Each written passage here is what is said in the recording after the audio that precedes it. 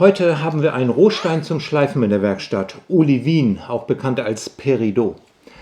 Das ist eine schöne, frische Farbe für den Frühling, für den Sommer. Da kann man was draus machen. Aber gut geschliffen muss er sein. Die Form muss sexy sein, die Farbe muss Power haben und ganz, ganz wichtig am Ende ist die Politur.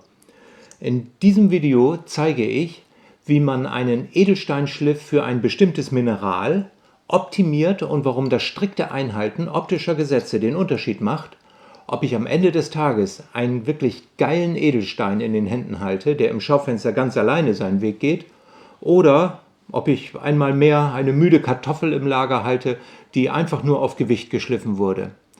Mein Name ist Bernd Alexander Manzold und ich wünsche viel Spaß beim Video.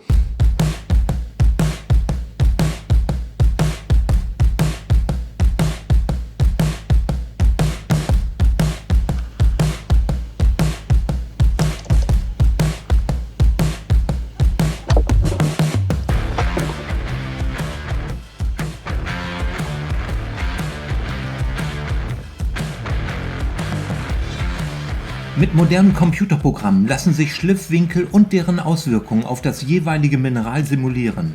So können wir schon im Voraus bestimmen, ob zum Beispiel dunkles Rohmaterial aufgehellt werden soll oder ob neue Schliffideen überhaupt funktionieren. Beim vorliegenden Rohstein konnten wir den sogenannten Kopfschatten minimieren und erreichen eine ISO-Brightness von über 90%.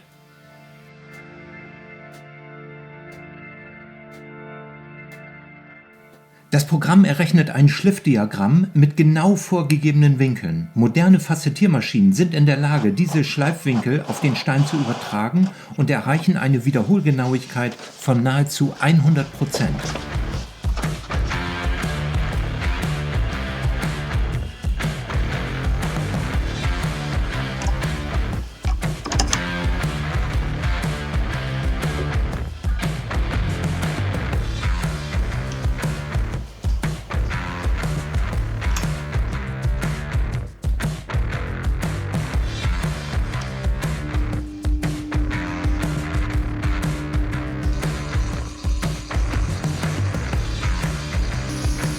Geschliffen werden die Mineralien auf Diamantscheiben mit abnehmender Körnung. Zuerst wird das Unterteil des Steines geschliffen, der sogenannte Pavillon.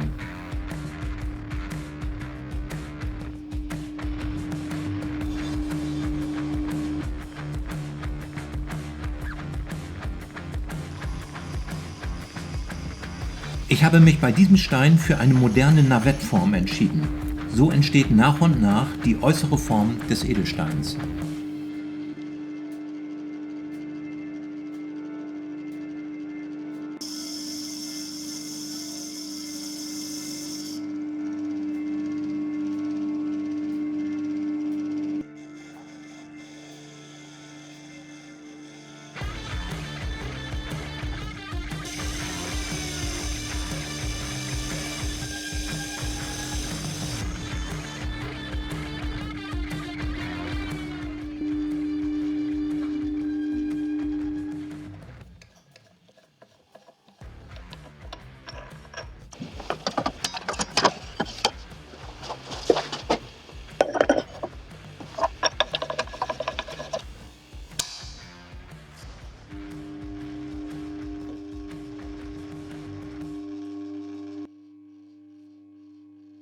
Selbst wenn lupenreine Steine oft höhere Preise am Markt erzielen, so sind es doch gerade die Einschlüsse, die einen Edelstein Leben und Tiefe geben.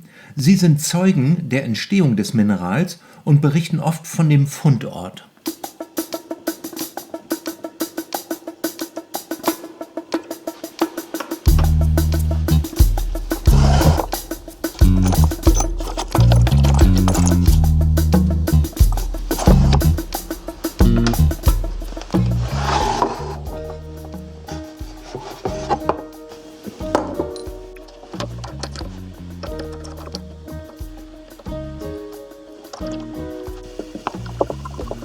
Das Unterteil des Steines ist fertig geschliffen und poliert. Es folgt das sogenannte Umdoppen. Dabei wird der Dopp an dem Unterteil des Steines befestigt und es kann das Oberteil auf die gleiche Weise wie das Unterteil bearbeitet werden.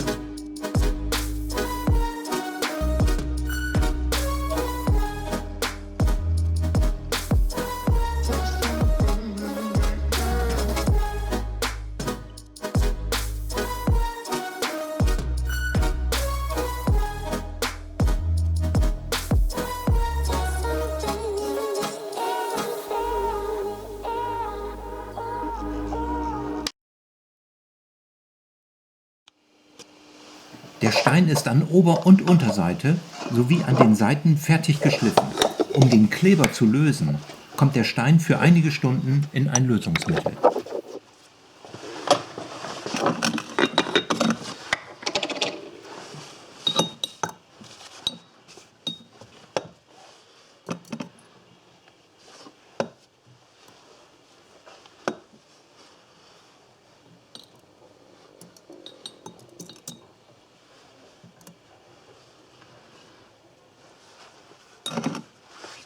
Einen Edelstein zu schleifen bedeutet einen Rohsteinverlust von bis zu 80%. Und gerade bei vorgegebenen Schliffformen kann der Ertrag gering sein. In diesem Falle hat sich der Aufwand gelohnt. Wir haben einen lebendigen Peridot in heller, frischer Farbe und modernen Schliffdesign. Das Schleifen eines Edelsteins erfordert von Haus aus viel Erfahrung, aber um einen Rohstein mit Präzision in optimierten Winkeln zu schleifen, da braucht es neben der Erfahrung noch den Einsatz teurer Geräte und kostet echt viel Zeit. An dem Stein hier habe ich inklusive Vorbereitung so 7 Arbeitsstunden geschliffen und poliert.